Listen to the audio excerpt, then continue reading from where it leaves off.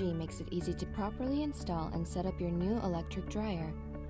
This video will take you through the step-by-step process so you can start using the many features your LG dryer has to offer.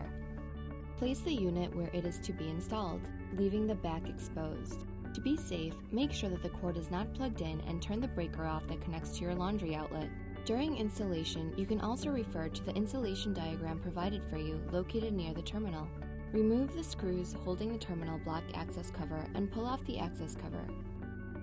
Install a UL listed strain relief into the power cord through hole and then thread the 4-wire power cord through the strain relief. A cord strain relief is required to prevent accidental pull from the unit. You will notice a black, white, and red wire connected to the terminal block and a white ground wire connected on the green screw mound. Remove the bottom row of screws for each block. Also, remove the green ground screw, which is holding in place the white neutral wire. Place your white ground wire and your white neutral wire to the center terminal block and securely screw into place. Match the other colored wires to their coordinating terminal blocks and screw each wire on tightly, with no gap or slack.